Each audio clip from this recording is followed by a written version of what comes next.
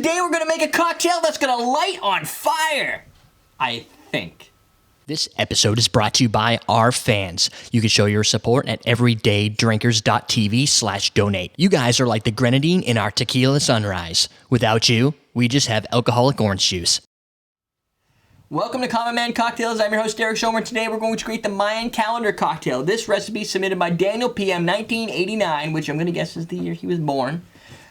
This is going to have half ounce of Blanco tequila, also known as silver, also known as plata, also known as white, also known as clear. Half ounce of Bacardi 151, which might be all we have left. An ounce of Kahlua, right there, and some vodka. We're going to have an ounce of vodka. Now, it's going to be in a lowball glass. I'm not going to use ice. There's a few reasons. It doesn't state anything about ice. That's why I chilled it. It's going to need to be lit on fire. And when ice breaks the surface tension of the liquid, it makes it extremely difficult to light on fire. Doesn't help that there's now water diluting into it. So there's a lot of reasons why I'm not going to use ice. And that's a lot of reasons right there. So what I'm going to do is what they tell me to do, which is to pour Kahlua into a small rocks glass. So my Kahlua is going to be an ounce. Hopefully, if I'm doing this right, I will have enough room.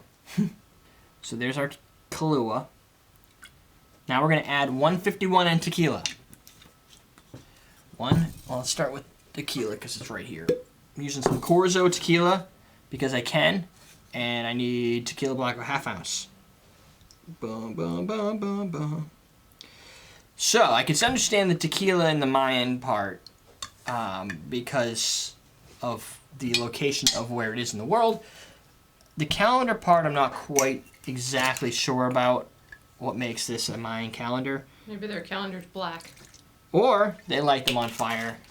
Or it's because the Mayan calendar tells you what day we're doomed. There's a lot of great reasons. So really, you're doing this too early. Yeah, we're not dead yet.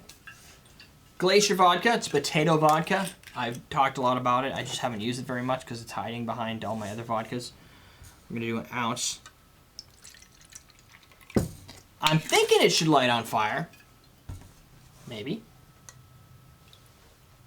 Alright. Pour that in there. If it doesn't light on fire, I'm going to drink it anyway. Let's see. It's hard to see in the light. I'm not burning.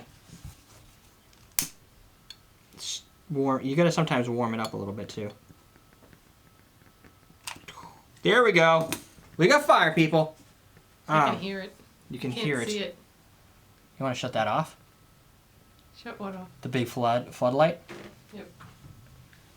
We're gonna. I don't know what I'm doing, but we're gonna try something. See if you don't kick over everything. I know I got a lot of wires over there. Now, can you see the fire? The blue tinge. Yeah, I see the blue fire, the flame rising on the top. On the camera, but Right there. Well, if you can't, you can now. All right. All right, everybody back. A few seconds went by. It gets hot. So this indeed can be lit on fire. Then what you do is you use a straw. You use the specific straw because, as you can tell, touching the glass can burn your fingers, like it did for me. So I'm going to then, hopefully this is already out. I don't hear any noise of it coming back. Oh, it's warm. Now I'm going to sip from the bottom. Suck from the bottom.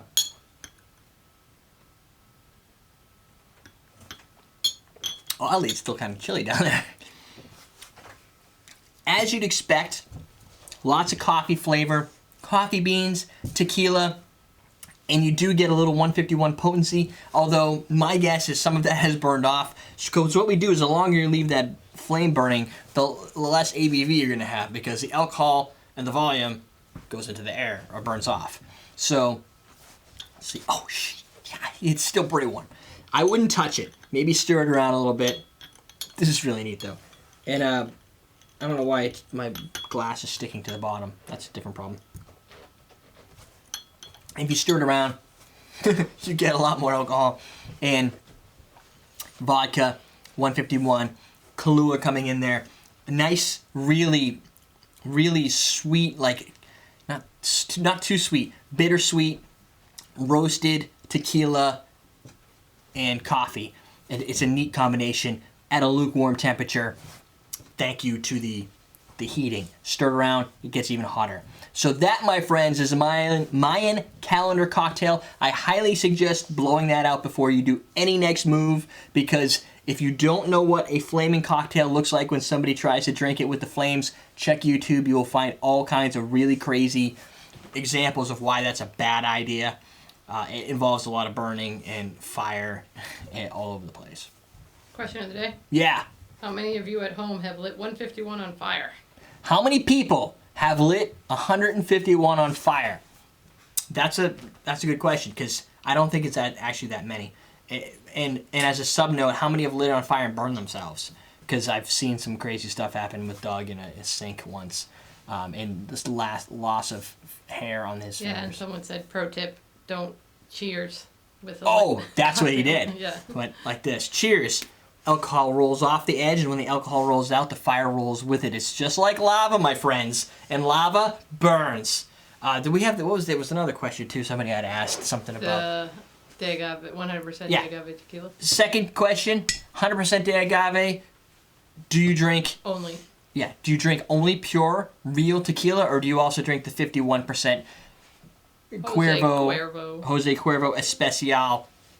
I already predict one answer is going to be I drink not less than 100% because that's all I can get. I know that's a problem for some people, and I'm sorry to hear that. Hopefully you can get that worked out as cocktails grow in popularity. There are your questions. That's EverydayDrinkers.tv. We're teaching you how to drink.